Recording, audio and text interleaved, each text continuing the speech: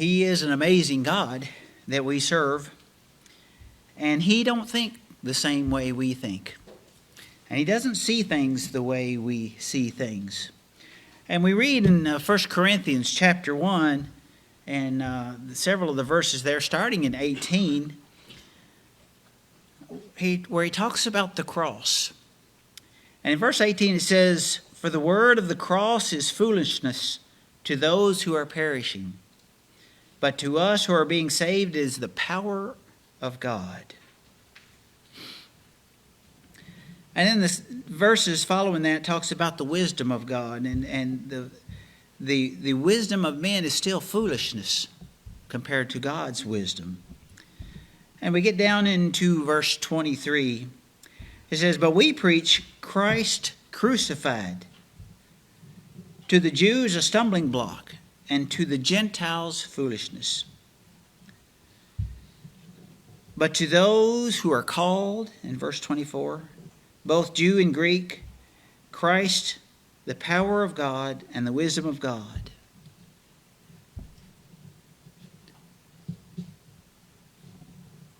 God chose the cross, however unusual that might be to us,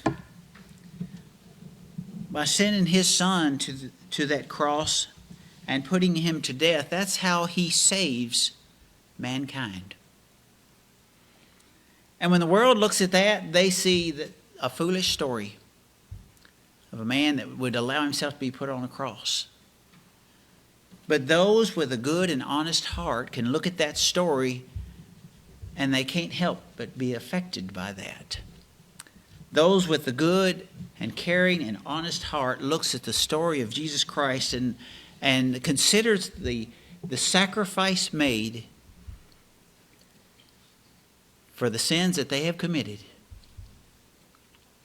When they realize that that is the power of God, the power of salvation, they can't help to be touched in the heart by someone giving their life in such an extraordinary way.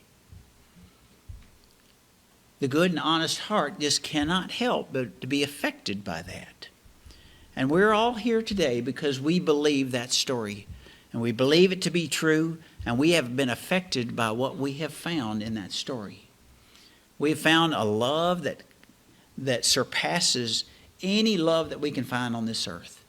And we find a caring Father in heaven that is so concerned about us and a condition of our soul and where we're going to spend eternity, that He sent Jesus Christ down to this earth and die a horrible death and paid an awful cost because of our sins, so that we can live eternally with Him in heaven.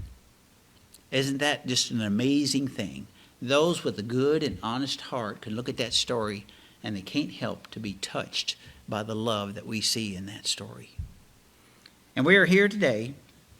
One of the main reasons we assemble together is to remember Jesus going to that cross and give Him honor for that.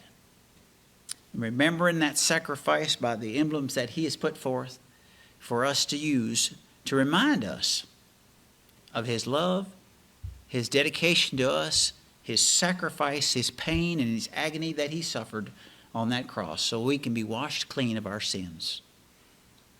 Would you bow your heads with me as we try to give thanks for what an amazing thing that really is?